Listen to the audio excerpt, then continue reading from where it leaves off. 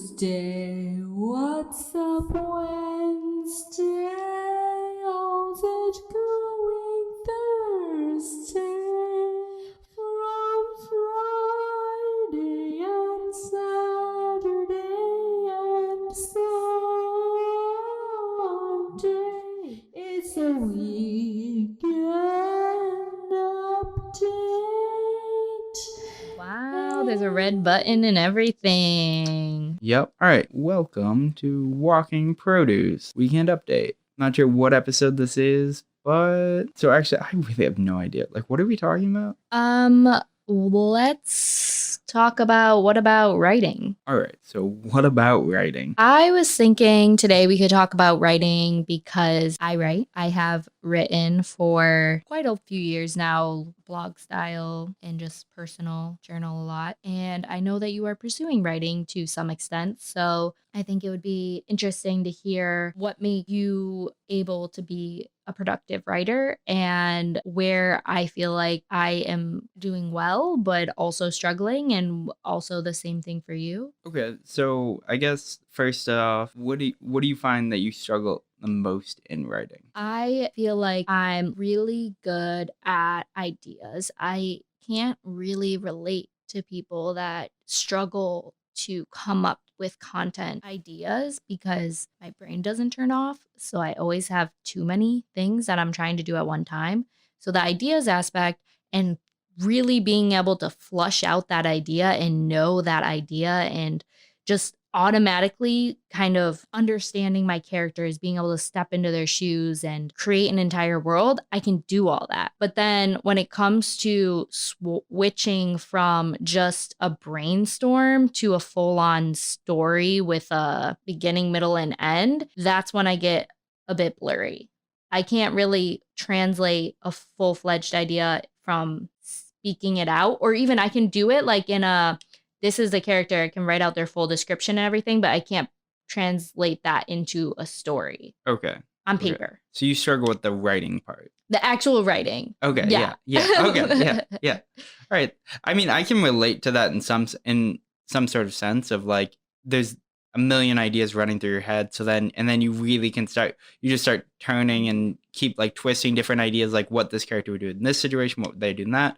And you really start to flesh out the characters and you try to flesh out your ideas, and then getting caught up in the minutia of like, actually, where would they actually start? Because actually now I already ran them through a million scenarios. Where do I actually take them? How do I pull them back to where they started before anything happened? And then where are they trying to go?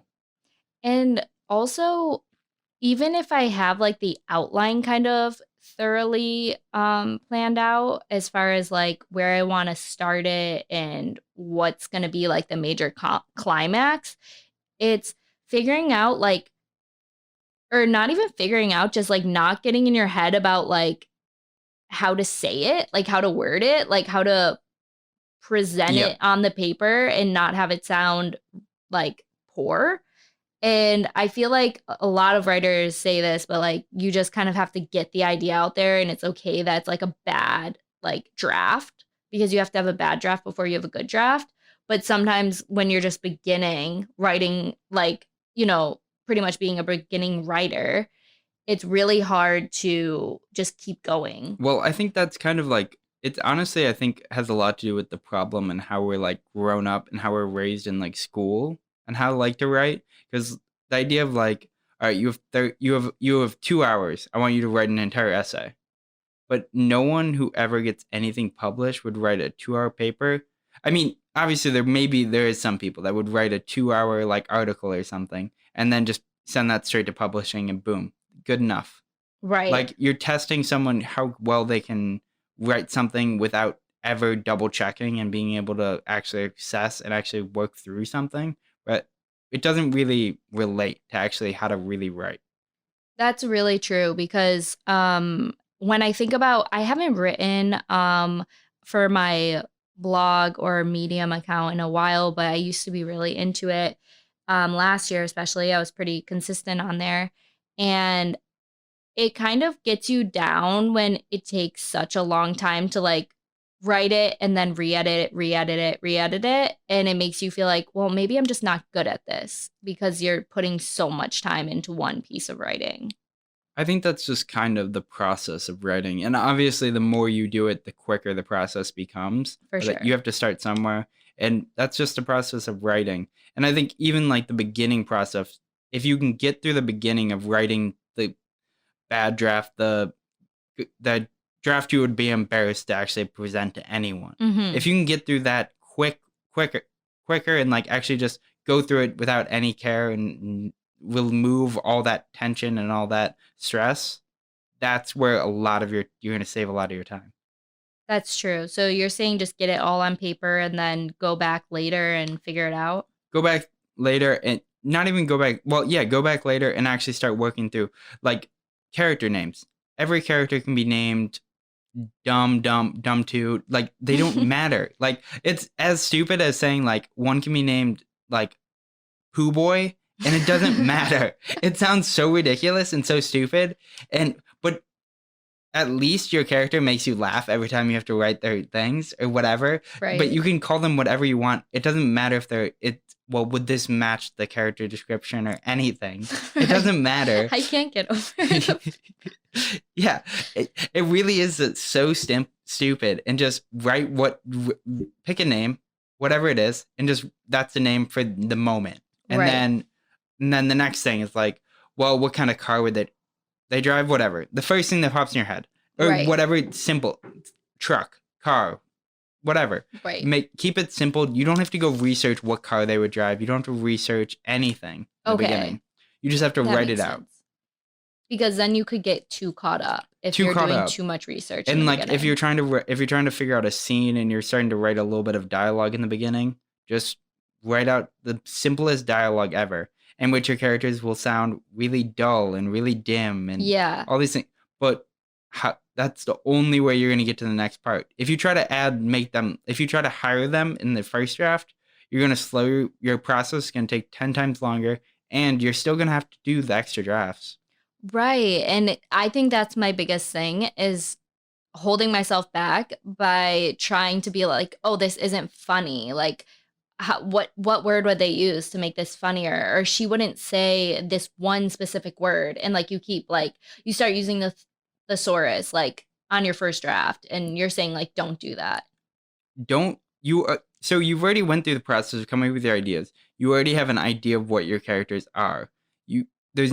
I feel like you don't need to elevate your characters in the first draft. Okay, yeah. That makes Let them be what they are and just put the idea to the paper, put them in the scenarios that they need to be, and then get it all out, and then get to the climax, get to the conflict resolution, get through everything that you need to do, have it all set out. Then when you start going through, you're like, okay, now I can tweak this, I can tweak this scene, I can tweak this scene. True. And start actually setting your characters up to be more than just a dim, dull person. Right. But yeah, you just got to get over the fact that every character needs to be a special butterfly in the first draft. Right. That is so true. Let Pooh Boy be Pooh Boy. All right. I can't get over that. So what do you think has helped you the most improve your writing and your confidence in your writing? Literally just writing. Makes I think sense. it's the simplest question. Like you can read like a million books on like how to be a better writer, but if you don't write consistently, you're not going to become a better writer. Do you think journaling is the same thing as writing consistently? Like someone that journals every day will be able to improve their writing style, or you need to be writing in a fictional or nonfiction, more structured manner in order to become a better writer? I mean, obviously, if you want to become a better writer in those fields, you should be writing in those fields.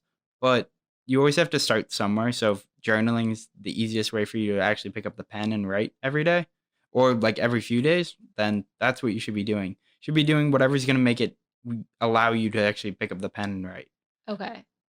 And do you think it makes a difference if you're writing in a journal or not, like, I mean, on paper, or if you're typing on the computer? Like, do you have a preference, and do you think it makes a difference in the quality of the writing? I usually always write on paper first, and then we'll type in. Um, I might be a writer, but I'm terrible at spelling. Yeah. So, like, I gotta be honest. Like, autocorrect is my one true friend in Same. writing. So, I'll write everything on paper, and then I'll usually transcribe it into Word or Google Docs or whatever, and then use autocorrect and actually start really fixing a lot of simple, stupid mistakes. But always in on paper first, and then I even will. Why did you decide that? It just feels better to Okay. translate ideas, and also you can be a bit sloppier. I feel Yeah. like, and you don't get, and you. It also removes like the idea of like autocorrect's great, but also autocorrect trips you up. For If every sure. time you're trying to keep autocorrecting, you're like, "Ooh, I spelled that word wrong." Ooh, I spelled. And then once you start, like correcting your spelling on words, then you go, this word would actually fit better here. This would fit better. And you start getting caught up in this. You get caught up in the game of like, how can I elevate this sentence? How can I? Every sentence doesn't need to be elevated in your first draft. Every sentence can just be, you're just setting everything up. You're just laying like the floor. Okay, that makes complete sense to me because I actually feel the same way once I start typing and I start seeing like the little red line underneath a word. Like it is so hard to leave like 500 little lines there because I'm a horrible speller or just in general bad at grammar. And I try to do what you're saying and just like let the first draft happen as like just let it flow. But then like after like a few pages of like so much red, like it can become quite stressful. Yeah, I definitely agree with that. And I think the biggest thing is if you really like, obviously make sure that you're spelling a word that you can remember what you're trying to spell later. If you're trying to spell a word and then you can't remember what it is, well, you made a mistake on the wording you're using. If you don't actually know what you tried to even attempt. True. But definitely, I actually was kind of thinking about it. You probably can turn off autocorrect. Yeah, probably actually. Probably could. So, like, let's say if you do feel more comfortable and you're a faster typer than you do enjoy like writing on paper. So, biggest suggestion is probably just turn off autocorrect. That makes sense. Okay. Yeah. But I guess so. What draws you to writing then? For me, it's just something that I never really studied specifically in school, but I've always enjoyed to do. I feel like our mom has always been a writer, like in her own private way. Like she's always journaled, and I've always seen her journaling. So that may be part of it that like I always thought that would be like a good idea to keep a journal. Not that I always have, but that I've always like admired it. And so like as I became older, I definitely have leaned towards journaling. Also, I'm one of those people that's obsessed with self-help style books or like self-improvement, um, researching and listening to and learning from entrepreneurs and people that I just aspire to be like. And they always suggest that you journal, and they always say that like the smartest people do write every single day. So that's probably like where I initially like started doing it. Also, I started a blog for the first time, I think probably in high school. It never really went anywhere. Like I've never had a very successful blog, but I've always done it. And I feel like the first place I ever did a blog was maybe on like Blogspot, I think it was called. And this is back in 2007, 2008 that I probably started blogging. And I have no idea what I wrote about. I have no idea what that's called or where it is. I feel like I don't even know what I would have called it back then. Trippy flowers. I don't know. It was probably something like weird like that. But yeah, I have no idea why specifically. I've just always done it. And I feel like, well, actually, if I really, really think about it, and I'm kind of like just rambling at this point, but if I really think about it, it's probably because I don't speak very much in like a public setting. And it was a release for me to be able to express myself. If I am feeling upset about something, or I like am trying to get a point across, most likely I'm going to only be able to do that via writing out a note to someone or sending an email or a thoroughly thought out text message, because in the moment it is very hard for me to verbally express myself. So therefore writing is just like a natural kind of thing to do and get into. Yeah, I can definitely relate, especially to the latter that you were talking about. Mhm. Literally talking. So, okay, I'm kind of tripping up over myself, but literally the idea of like that, I think we're very similar in the sense that we're introverts and Yeah. that we don't speak out very much. Again, like we just let most people do their thing, say what they want to say, monologue to themselves, and just let them do whatever they want. And so I definitely can relate to the idea of like just trying to express ourselves through our writing to get what we actually would like to say, but we probably are a bit more reserved from actually saying. Right. And I feel like it has something to do with probably being a more introverted person. It's very easy for me to fantasize and create a story and create an emotional scenario like in my head and want to be able to like share that idea and that concept with people.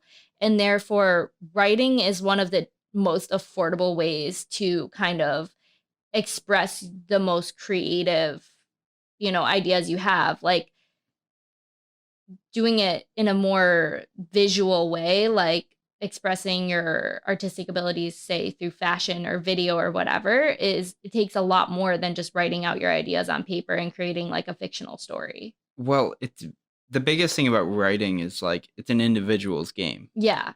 Which is very helpful, especially to into like introverts. I mean, you can do fashion stuff as an individual, but the process is a little bit more painstaking. Yeah. And especially more expensive. Yeah, I mean, painstakingly expensive, I would say. It's probably just expensive. I'd say writing is maybe more painstaking. Yeah. Maybe. They're all different, but they're all different. But I mean, like there's a lot more. I feel like there's a lot more physical demand. yeah. In like actually designing something and things like that. Right. But definitely also expensive.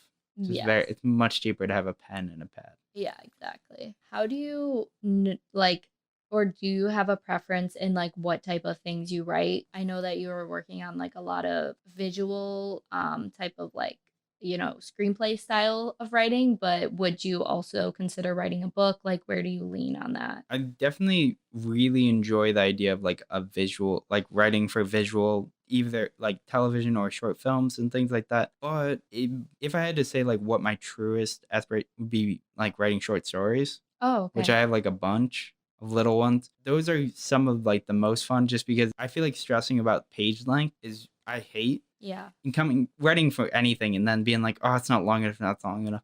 But if you can get what you want to get across in 4 pages, 6 pages, 8 pages, then why not do that? And that's kind of like why I really enjoy like short films.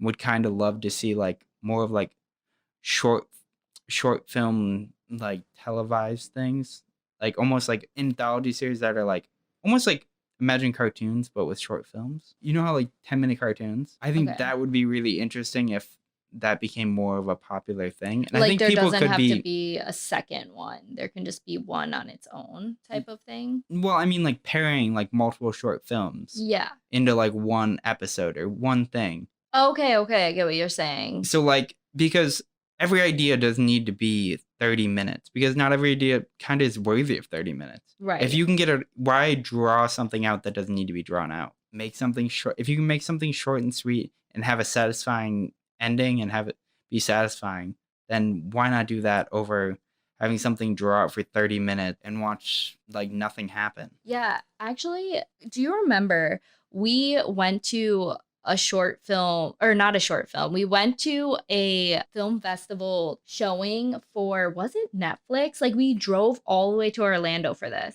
We seen what was it? She was a female boxer. Do you remember this? Yes, I do. It's T-Rex. I feel like it was a Netflix festival, but Mm-mm. maybe I could be wrong. No, it No. wasn't Netflix.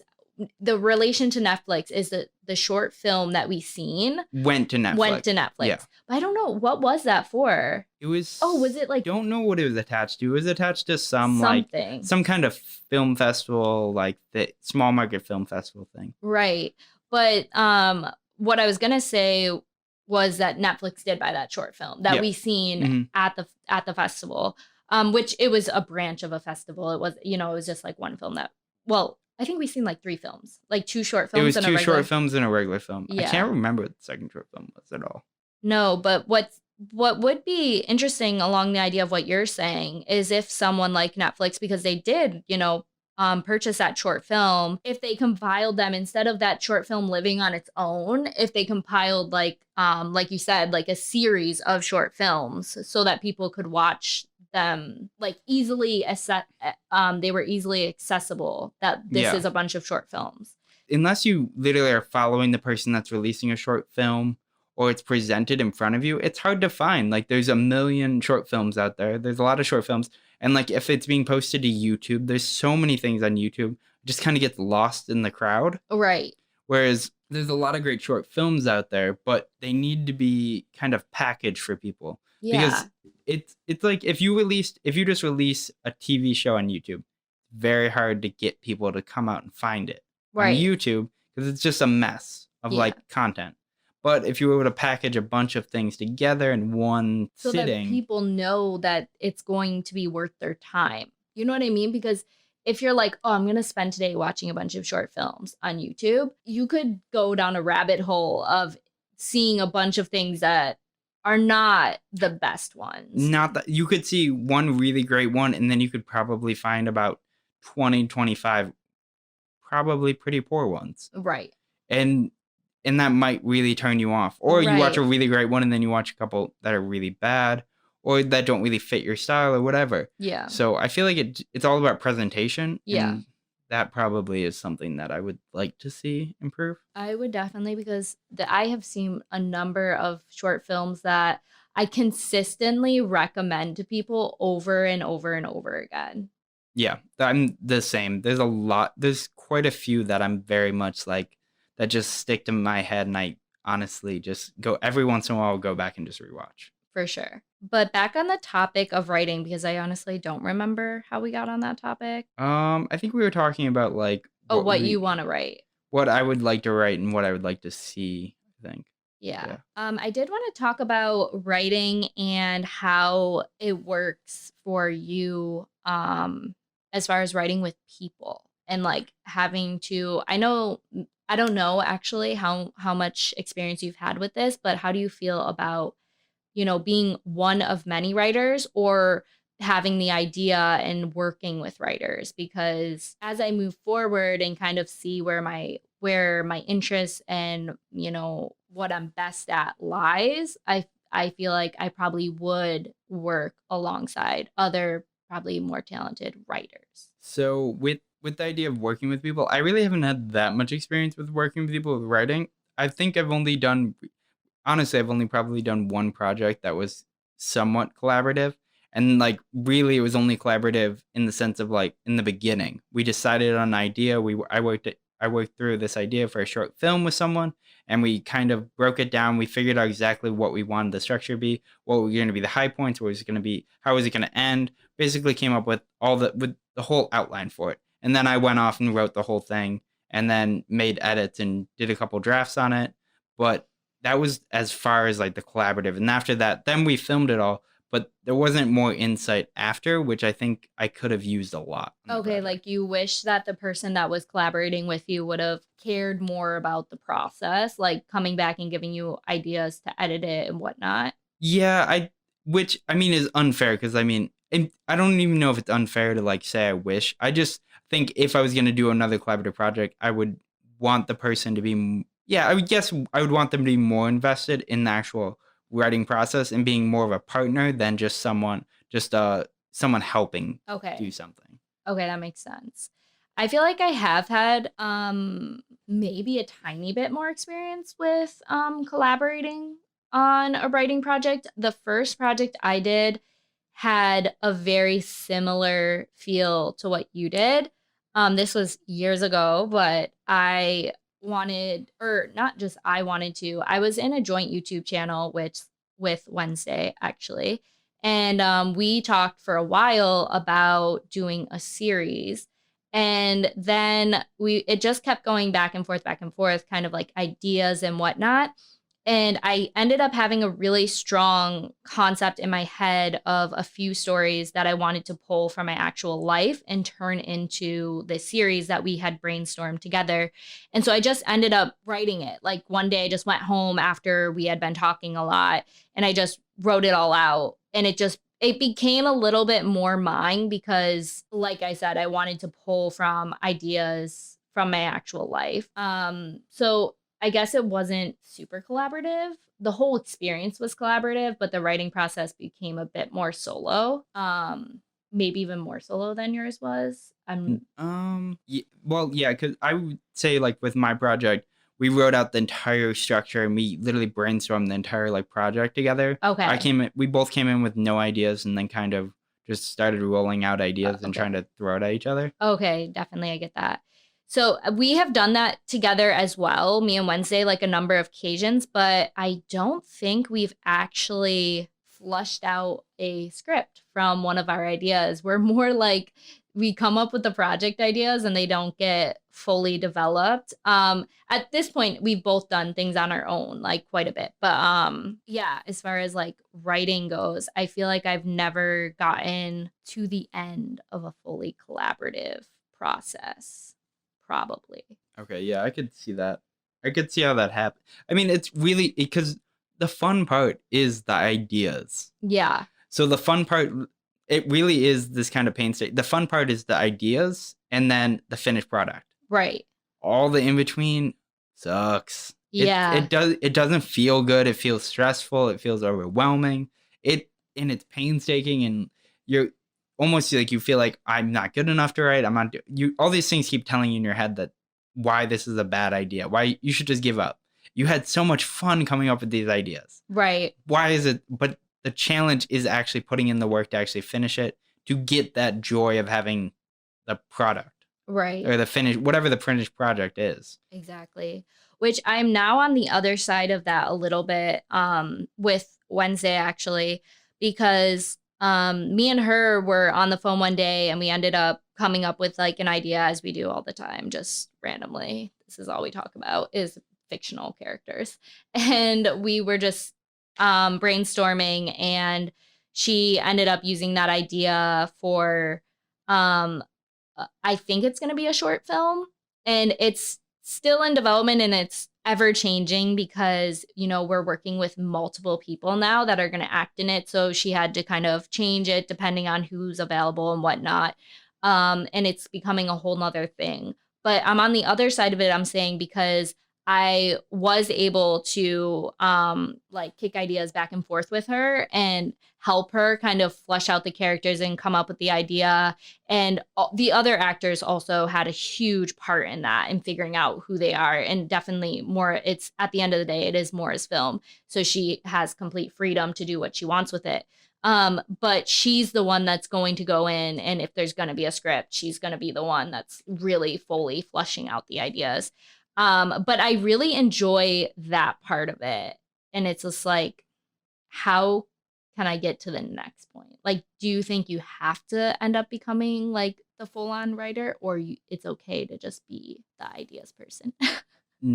So I think the biggest thing that I've learned probably in like the last year is that if you want to do if you want to get anything done, you have to step up and be the leader. You just have to take over because everyone loves the idea part. Right. Everyone wants to be the idea man. Right. That's fun. That's a fun job. If you can just pitch ideas and you don't have to put any work into it. Right. Other than like, well, this is what I think this character would do. I think this character would do. Go off and write it. Thank you. Right. Like that's such a nice job. That's such a nice gig, but you have to. I feel like that takes a lot of money to have that job. It takes a lot of money, and I feel like that job that job's not really existing. No, I'm saying like you can have that job if you can afford to pay writers to do it for you. Yeah, but again, if you have a lot of money like that, it's very rare that you would have a lot of money. it's very rare that you would have that money if you're that type of person that's only like, do my bidding. Thank you. Right. Like the people that have the money that have actually found success is because they stepped up to the plate. Right. And actually led to whatever they wanted to accomplish. Very true. That's the only way about it. So yeah, you have to get over the hump of like, okay, I had fun creating it. Now I need to step up and actually do a little bit of work and actually grind it out. Right. Well, but with this particular project, this isn't mine. Like I was just having fun, obviously, like being as little a part of it as I could. But see, like that's fun. That's fun to just help someone out and just throw ideas out. But also you would be working on the film. You would be doing things for it. Oh, You'd be acting.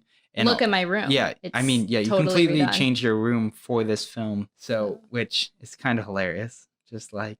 It's an extensive remodel, by the way. Yeah. Because they can't see it. It's hilarious how much you're willing to put. It kind of shows that you already are willing to put in the work for it. Mm-hmm. If you're willing to do this for, not to say a little project, but the project probably no one else is putting this extent into what you did. Yeah.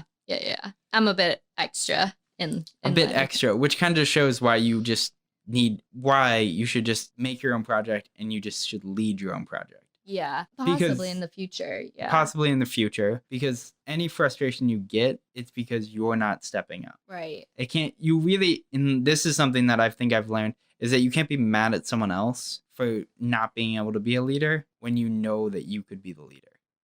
Right. So if someone's flubbing something, that's on you, because if you want something to go a certain way, you have to step up to make sure it happens. Right.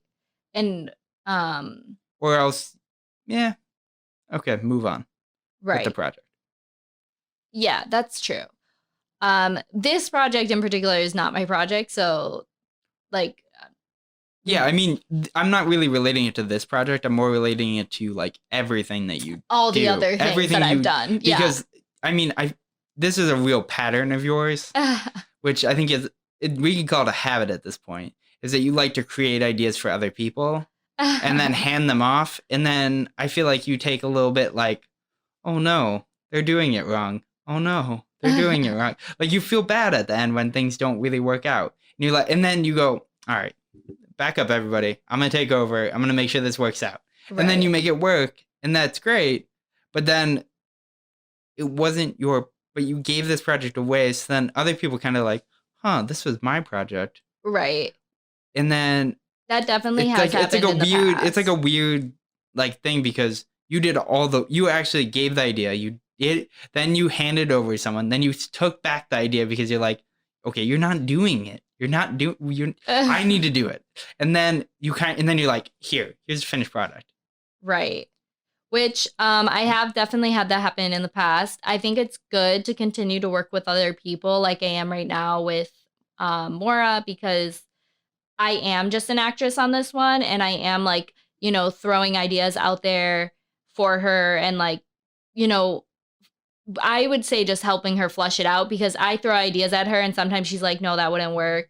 Or the other actresses say, I think it would be this way, and they do it, completely differently. And it's good to force me, because I'm a very stubborn person, to be like, okay, yeah, like that, this isn't my project. Like that makes sense. Like, I think it's good to have that dynamic as well, because I think in the end, when I am ready to do my own film, it will help me be a better director and a better, just a more thoughtful leader, because I think, yes, you should have your say and you should keep the project on topic and on point and understand your characters. But sometimes you might have an actor come in, read your script, and just understand that character on a different level than you ever thought about. And it could deepen your storyline. So if you're always like, it's my idea and you're ruining it, which I feel like is how I may come across sometimes, that's not going to be the best thing. Yes. So I think there needs to be it's good to experience both.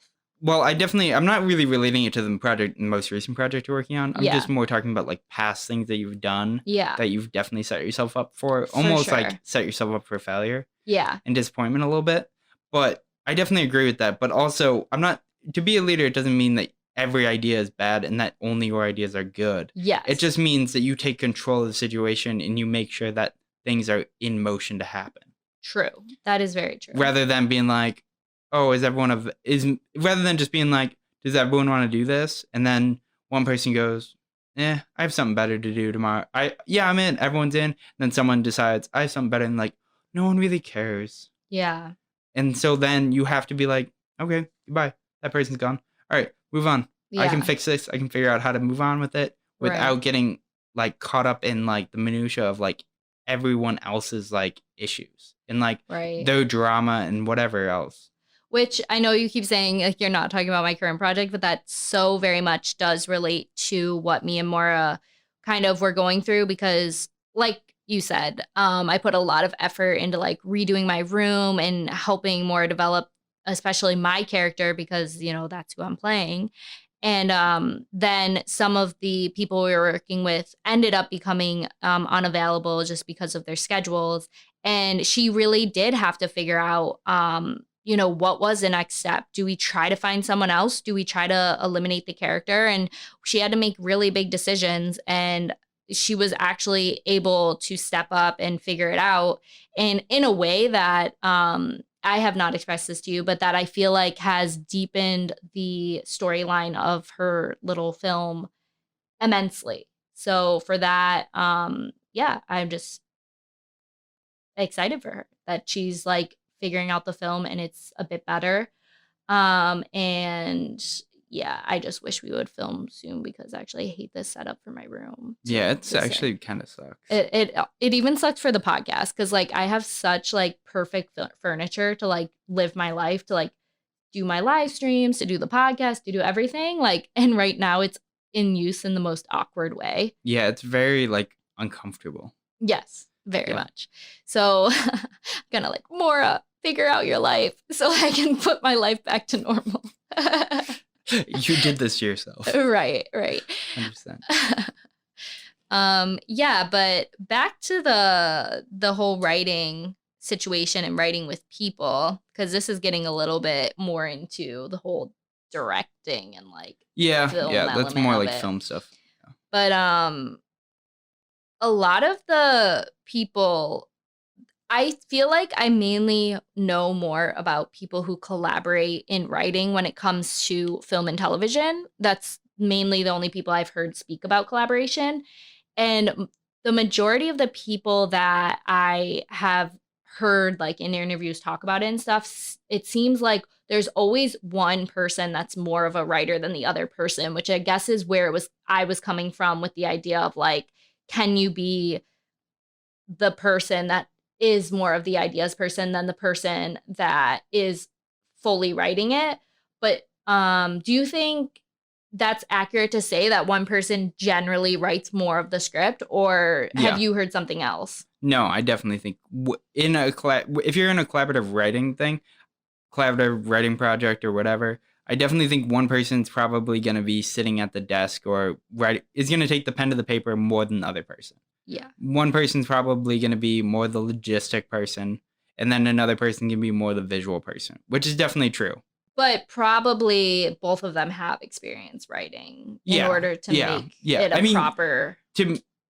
You both would have to have experience writing just to be able to get your ideas across. True. Because if one person's just not saying things and they don't understand how to write at all, or if they don't understand the process of writing or anything, they might find like the process to be too slow, or they might be saying things that don't really necessarily wouldn't make sense to the like being written out. And stuff, like wouldn't make sense to like the structure, development of characters and things like that. But yeah, I would definitely say probably there's usually one person who's going to do a majority of the writing on like a script or even like a book or anything that you collaboratively write. Well, do you think you would want to collaborate with people, or what do you? I definitely would really enjoy to collaborate with people. Just trying to find the right people to collaborate is like the hard part. That's collaborating in general, creative. Who wants to be involved, but like, sorry, keep hitting the mic and stuff because this is such a new setup. But like figuring out if someone just likes the idea of collaborating or if like they actually want to full on do it. That's like my whole thing is like, I really don't want to waste my time, but more importantly, I don't want to waste other people's time, which is kind of a really selfish thing that I do. To yourself. I feel like it's To bad for myself, yeah. yourself that you It's think very you have less selfish. time. Yeah. Yeah, that my time is less worthy than their time. And I don't want anyone to walk away from a situation being like, what was even the point of that, doing all that? Right. And so I really, before I ask someone to do some kind of like extensive project that's going to take a lot of time, and really you're not going to reap the benefits for a while with any kind of like creative project. You have to really, so I mean, the first step is the fun part, and it's kind of weird to say, but I feel like it's similar to a relationship in a work partnership. True. That is actually very, very accurate, because the beginning is so fun. The beginning phase, the honeymoon phase. Yeah. It's so fun. It's so fun. And then when you really got to put the work in of the relationship. Yeah, and one person is always giving a little bit more. And they believe they're giving a little bit more. They know they're giving a little bit more. But the other person is somewhat unaware usually, I feel like, or they just don't have time and they just can't give it. They just can't, and they're giving their best, but they're usually so that's another issue. You have to understand other people's like issues and what they have. Not even issues, just what's going on with them. What's the dynamic of your relationship? You have to like really be okay with that on both sides. Yeah, I agree. Which I think, saying that, it makes complete sense why when you look at famous writing couples in, let's say, Hollywood, they tend to write a lot of stuff together. Like once a group a pair finds success, like creating visual content or whatever, screenplays and whatnot, they tend to write a lot of projects together. Yeah, because they figured something out, like a good marriage, a good writing couple would figure out how to deal with each other, how much they understand one person's putting everything they have that they can, and the other person's doing the same, and probably not equal, but both are necessary to get the project done. And for whatever reason, one would not be successful without the other. Yeah, because even if this is probably even less so, but if someone's doing 10% of your project, that's 10% that's taking weight off you. Even if you're doing 90%, you couldn't finish the project without that 10%. So now, obviously, I don't think that probably is not a great relationship, just due to the fact that, you probably wouldn't be able to deal with someone only doing 10%. For a long period of time. Yeah. Maybe it might be a bit too much. But just if you could accept that, if you could accept whatever someone else is doing and giving to you, then you're good. Then you're golden. Do you have any recommendations for someone that really wants to become a writer, is just starting out, and they're struggling with the process of just picking up the pen? Do you have any books or anything like that you would recommend that you think will inspire them to, after they read it, or maybe it's one of those books that's so good that while they're reading it, they're going to want to start picking up a pen? Yeah. So I would say I have two that really come to mind that I really enjoyed. Still Writing is a really good one. It's by Danny Shapiro. It is, yeah. I think that one's really great. That's one of the books I found really early. I felt, I don't know if early on, but I found it and I've read it probably multiple times. And it's always good just to find a random chapter and read. And it's really inspiring to me. And then the other one is The Writer's Journey, which breaks down Campbell book, The Hero with a Thousand Faces. Oh, and okay. It literally, that book is so dense that The Writer's Journey kind of breaks it down. And this is more of a screenplay book. Oh, okay. It kind of teaches you about how every story every story is attached to 3 different elements. And it's really good and really inspiring. And it will be extremely helpful. And I would also recommend buy like a newer edition than an older edition, just due to the fact that it always relates to certain films. Oh, okay. And so probably better to relate to a film that you would know rather than the one that I got, which is like The Green Mile, The Wizard of Oz, and something else. I can't remember what the other book was, or the other film was, but yeah. So I had to go back and rewatch those films to read it. So probably buy a new edition, so it helped with relating, but I think those 2 books are incredible. Okay, I have not read the second one, but maybe I will. Definitely have read the first one, and I agree. That was the book for me. That I was reading it and I was like, I want to start writing something. Like just like partway through, and you almost like have to want to set the book down so that you can start writing, but obviously you don't. Still Writing is a great book because it's not a guide to write. No, it's just her process, and it makes you feel empowered, like, oh, she's struggling too, but she's actually successful. It's her story. It's her story, and it's kind of her explaining why you have to write, and like that you should be in about like ideas of writing and the ideals of writing and all that stuff, and like just accepting things as they are and just working out all the kinks without all the stress, but not like you need to make sure that the structure is down right or have Yeah. a comma here. So they're very different books. Yeah.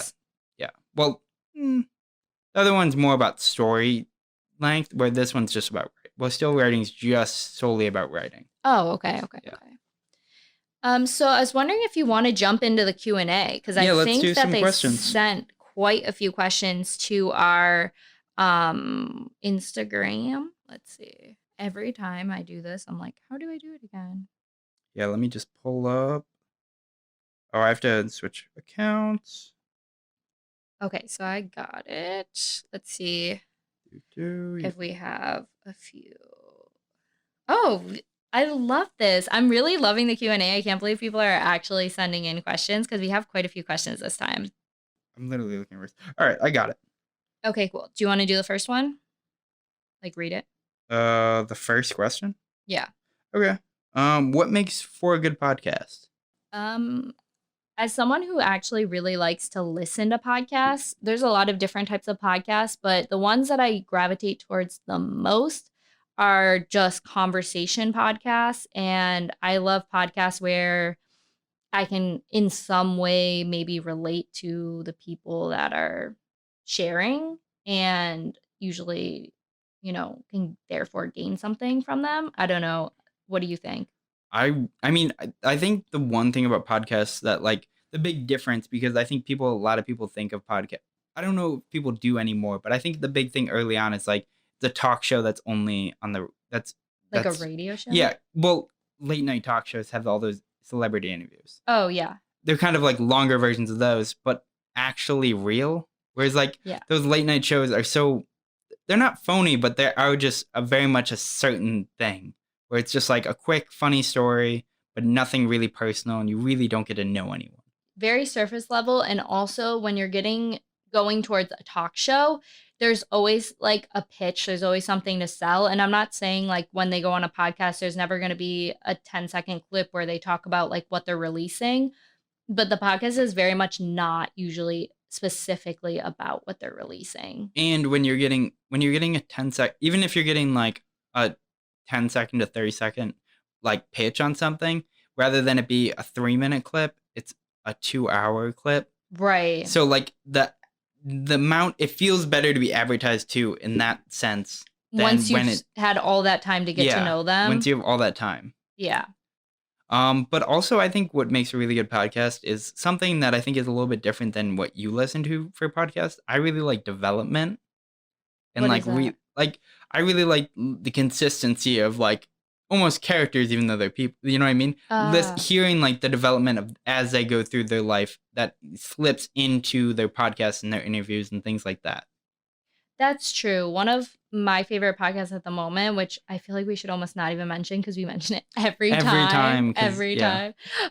But you do get to know the hosts and the hostess, like the two people that, are mainly on it. Over time, like there will be stories that they tell you at the end of the episode. Like they'll tell you part 1, then part 2, then part 2, 3. Like they'll kind of continue on that story, but just in small bits, like at the very end. Yeah. And I do really enjoy that as well, even though I tend to listen to their podcast out of order. Yeah, I just really like the idea of, well, I think I listen to that one out of order, but a lot of podcasts I like to listen from episode 1 all the way to the current. Oh, which okay. is an unhealthy habit because there's too much content out there. Exactly. But I definitely do that a lot. But I really love the progression of characters, people, and things like that, which I think is the most interesting part. If I can get behind someone and then like see their journey, it's similar to watching like family vlogs and things like that I think you really enjoy. True. I really enjoy seeing like the journey of. Then you kind of know why they're giving someone certain feedback or certain advice because you know where they're coming from. and you have a full picture of their life, it becomes less than like unpredictable, and you're like, I was thinking the same thing. Kind Yeah, of that's what turns a podcast from a regular podcast to like a good podcast is just consistency, maybe consistency, and in like like being personal. have a hero to root for every episode. Okay. You have that person that you really are going for.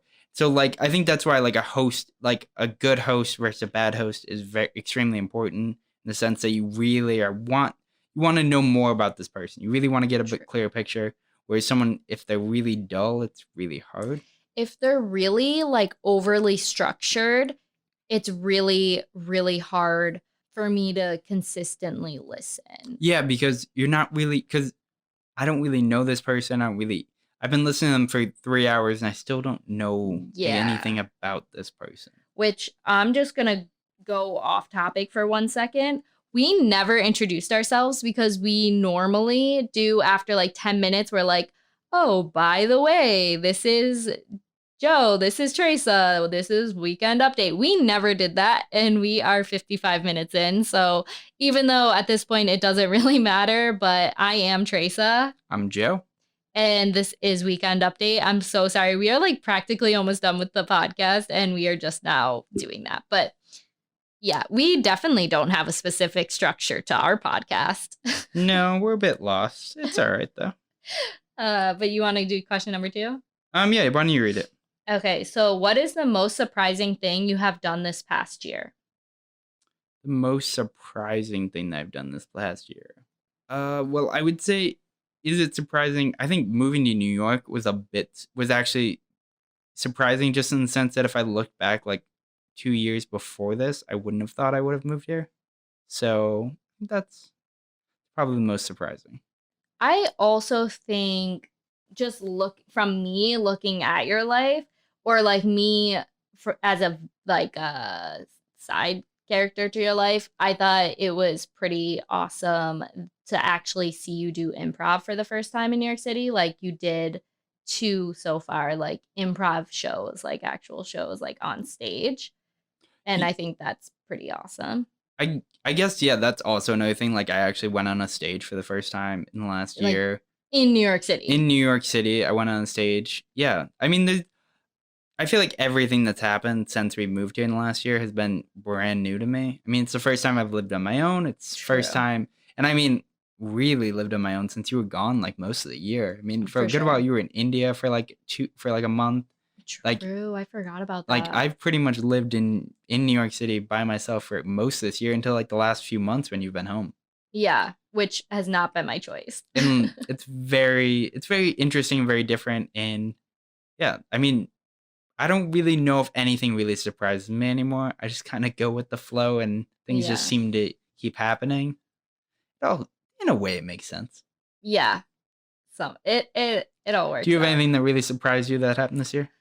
I think I'm just gonna go with like the most current thing, because I think the past few years of my life have been such a blur, and like I'm so grateful for everything that has happened, and I'm just excited to see where it goes.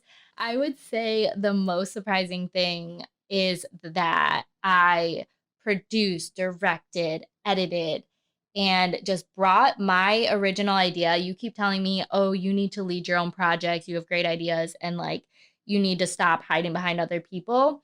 And I fully did that. But the fact that I did that whole video, I'm very impressed by. I mean, that symbolizes exactly what a vision is, because if anyone were to see what you were doing and how that began and everything else, that video came out looking incredible. But man, was it shouldn't have been. It really shouldn't have been, from what I saw. Which really symbolizes the vision that you were able to have and how you were able to direct it and actually lead it to be what it is. Which is something that is super frustrating sometimes for me as someone who is a fully 100% visual person. I completely imagine something in my head, and I can from start to finish understand what step 1 is and how it's going to turn into step 500. And I have struggled to work with people that consistently understand how clearly I understand how this is going to work. And so that is definitely where I need to like figure out how to be like how to be a leader in that I can have people like trust me. Like Yeah. I know this is because whatever people feel about the video, whether they think it's good or not good, me and Tyrus, who are the ones, that created the video, this is exactly what we wanted the video to be.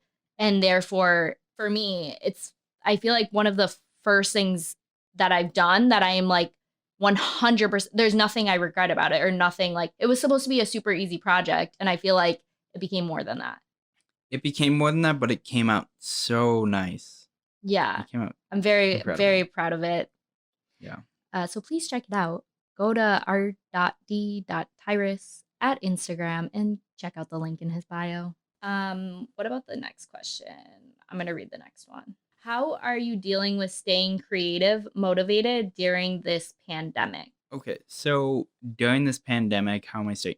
I feel like I've been more creative during this pandemic, and I've just been busier during this entire time. That everything's been, I don't know if it's due to the fact that like I'm at home more, so I have more time or what, but I feel like I'm actually able to actually think up my ideas and actually start working through a lot more stuff than I ever was like the past year that I've been here. The interesting thing about you, though, is that you are at home more in that you're not doing extracurriculars, like you're not going to school and stuff, which I'm considering an extracurricular because it's not your day job, but you're still working more than you might have ever worked. That's also true. So it's hard to tell like which is motivating you, the fact that you're not going to school or the fact that you're and like not hanging out with friends or the fact that you're working more. I don't, you know what I mean? I think it might even stem from the fact that I am working more and I realize so much that I do not want to do this for the rest of my life. And people are pushing me to be like, this is a career for life. You're setting up for success. This is going to be great. And the more people tell me that, I'm like, oh no, this is not what I want. So I really need to start hustling to get where I want to be so I don't have to deal with this nonsense. Very true. I feel like you're in a very interesting place because you are doing so well in your job that it's like you have no stress on you from that, but like you have options and you're like, no. Yeah, options are the worst thing I could have because that's a choice. And I'm not great at saying no to things. Right. And so people just keep presenting me. And I felt like I was so bad with like the last job I had, where like the only reason I was able to get out of that was really due to the fact that there was a door for me to walk out of. They gave me kind of an option because they were restructuring. And so like all these things, and so like there was gonna be less jobs available. And I was like, well, I'm not going to steal a job from someone because I really hate this place and I want to leave. And so that's how I was able to quit my last job without like being like, I straight up quit. It's like, well, I just know I'm not going to be here very much longer anyways. And which really, I don't even know like how I should have quit that job almost immediately after I got promoted, but it was a nightmare. But right. I just think it really comes down to the fact that I just know what I want to do. And I know that I've not been putting in the effort that needs to be done to get to that place. True. As far as I'm concerned, I feel like I'm in the exact opposite place of you where I have not been working at all. And I just worked for the first time in practically, I think, 2 months. Yes, not yesterday. Well, yeah, not yesterday, but like the last 3 days I was traveling for work. And it was amazing because all of a sudden I was sleeping on time, I was waking up, I was a functioning human, and I was like, okay, I'm not going to fail at life after this pandemic because I really was starting to think, oh my gosh, I'm never going to sleep again. I'm never going to be able to get out of my hotel on time, blah, blah, blah, blah, blah. But because I've been home so much, I feel like it has really forced me to take what I do outside of flying really seriously because I had nothing else to do. And I'm the type of person that if I'm doing nothing, I just like drowned in my own stress of self-pity of like, you're failing at everything. You need to be doing more. You need to be putting some effort in. So I did. I've been posting for 60 days on YouTube because Mora was, and I was like, that's a good idea. Let me steal your idea and come along with you. And she finished yesterday. I'm finishing today with my 60-day post. I did somewhat fail because I did not post the last 2 days. I posted an update video yesterday, but I'm very hard on myself and I don't feel like those count. So I fully missed one entire 24-hour period of not posting a video for the first time on day 58. And then I missed it again yesterday, but I posted an update at least. I posted that update and I pretty much said, you know what? I was stressed and I was feeling like I need to now post 2 videos today to make up for the fact that I haven't posted a video and I'm trying to film the video and I'm super tired and they're not coming out nice. And you know what? I just want to put out good content. I don't want to half-ass this anymore. And I really want to keep going on this channel. So I just didn't post a video yesterday. And I'm actually proud of myself for doing that because I'm such a perfectionist. And I feel like this 60-day challenge has taught me that you don't have to be perfect. You just need to keep going. And sometimes you miss a day. And it doesn't mean you failed at the whole thing because I've never posted consistently on YouTube ever. And the fact that I posted for 57 days in a row, and I've posted more than 57 videos because I posted so many updates and stuff along the way as well. And I did live streams. I've always wanted to do live streams. I've always wanted to try Twitch. I've always wanted to post on YouTube. I've always wanted to do vlogs. I've been vlogging for over 3 years and I've never posted them online. And I just did it. So I feel like I've grown so much. I feel like Mora saved me in that she did the challenge because that has kept me so structured and focused this entire pandemic. And like, I can't even believe that everything just lined up because we started this before the pandemic. It wasn't in response to the pandemic that we were posting for 60 days. I guess I already had, so, and you kind of continued to, you already had like your work and stuff like that, but you became more focused. But I already had a plan kind of before it happened. So I just was able to like hone in and stay true to it. And I feel like I have grown so much, but it's mainly because of that 60-day challenge, which by the way, I'm going to keep posting on YouTube. So every single day. So we'll see how long that lasts. But I didn't even know that I was at 60 days. So I feel like, why not? Why am I stopping? Like, let's just keep going. Yeah, why not? And let's see if we can actually post 60 days straight this time. Let's see. All right, let's do the next question. All right. Do you remember the first time you tapped into the ideas of your career you guys wanted? I feel like I've always wanted to be a writer since I was little, but didn't feel like it was an option. I really don't know why. I feel like it was like, honestly, everything in my life was telling me no. I was terrible at spelling. I was poor at writing, so I don't know why. Honestly, I feel like the fight against what is terrible. I could see that, but I could also see, I don't know if you would agree on this, but I feel like our family respects writing. If you think about, like I said, our mom has always written, but our mom has also always been like, oh, I think this person is a great writer. And she has always like held people that are writers to a very high esteem. Yeah, I could see that as also like a thing of like approval and like, I could see that. And then also I am a very visual person. I was very like, I could make anything into a game with having nothing. All right. And then do you have anything for that? I was a dancer growing up, just at like a small dance studio. As I progressed throughout my life until I was in high school, I took more and more classes, and even taught like, children's classes and stuff, as most dancers do when they are very heavily involved in their studio. And so I always thought that I would be a ballerina and I'd want to like push myself to that level when I went to like college or like after instead of college. Like growing up when I was a little kid, I wanted to be a ballerina. And my mom said, no, you can't be a ballerina. What the heck is that? Like, that is not a career. She's a very sensible human. I'm not judging her on any way, but like, she's just most parents tended to be like that, I feel like, Yeah. at that time. But then, so I heard about one of my cousins went to the Fashion Institute of Technology. I remember that. And that's how I learned about the Fashion Institute of Technology. And before that, I had started sewing. Me and my cousin were always put in like these little sewing classes and stuff. And then my parents got me a machine when they seen that like I was actually interested and I actually like wanted to learn more.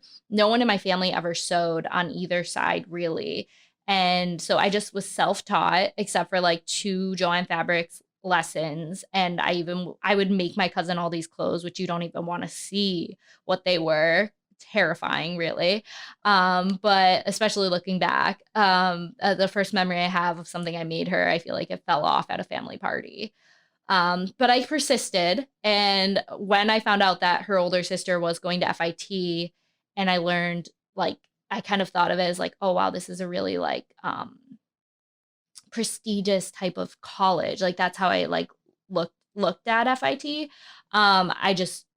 That was in my mind forever. And I decided I'm going to be a fashion designer and I'm going to go to FIT. Then we moved to Florida and that wasn't really a thing. But somehow at the end of the day, I ended up going to FIT. But do you think it was like you seen someone in your life do it, so it made it become a possibility?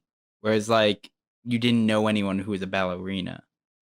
Maybe. Yeah, probably. Probably. And also, like, I feel like I've always been somewhat obsessed with the idea of like business and how I can make money off of like selling things and like how I can become like self-sufficient.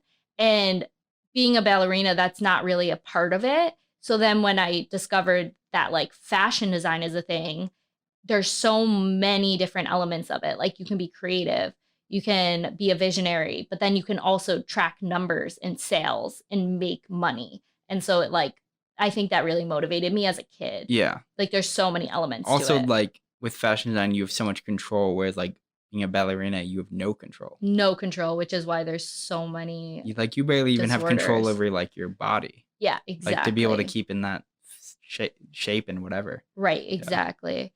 So yeah. All right. All right. So we're on to the last question. What's the last question? Is Joe ever going to have a YouTube channel? He's so funny. Maybe. I don't know. Depends if I have anything worth posting.